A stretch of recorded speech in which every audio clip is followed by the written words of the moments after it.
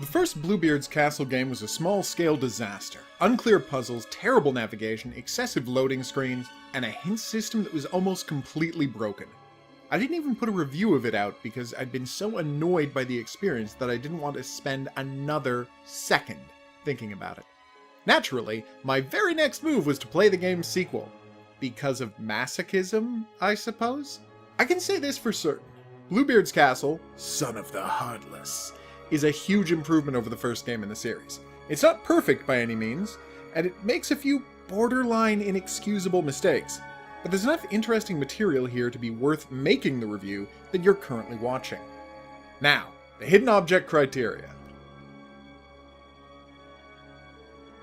It's pretty much a disaster. The very first hidden object scene in the game revolves around a fallen tree, which is covered in jewelry and toys and pieces of paper, and it doesn't get any better from there.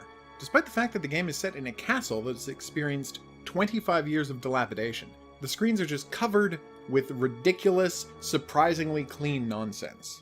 There weren't any anachronistic items that I noticed, which is about the only positive thing I can say about the design of the hidden object scenes.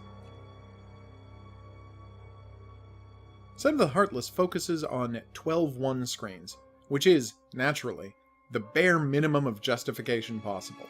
The art is attractive at least, with the clickable objects being perfectly integrated into the screens, and there isn't much cheating to speak of. Even the item names are free of the occasionally deceptive translations that plagued the first game. Son of the Heartless only has basic hidden object gameplay to offer, but at least it's competent, unlike its prequel.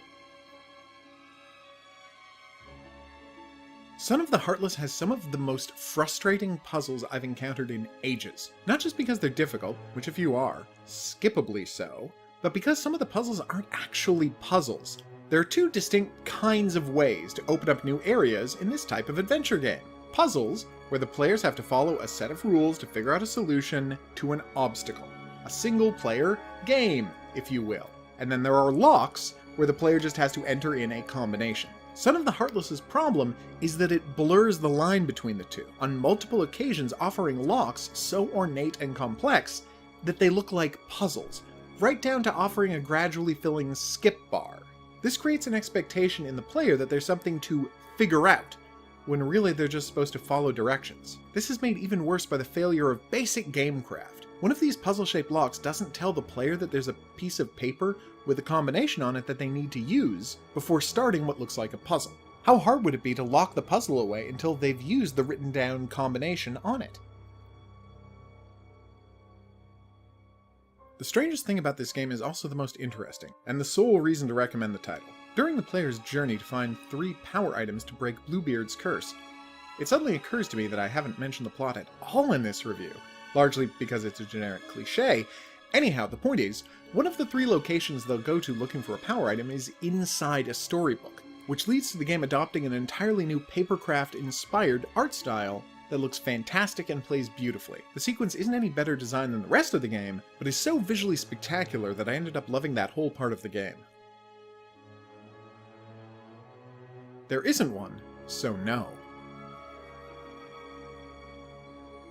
Bluebeard's Castle, Son of the Heartless, is terrible about communicating with the player. It's got an awful map system, faulty item hints in the exploration screen, and those puzzles that aren't actually puzzles. It's just not great. That papercraft area, though, that's something special. I can't express enough how well built that part of the game is, and I'd almost say that the whole thing is worth suffering through just to get a chance to play that part. Almost being the key word there. This review is based on a copy of the game purchased with my own money. If you'd like to watch the playthrough that led to this review, just click on the rectangle that allows you to do that. See you back here for the next review, but until then, au revoir.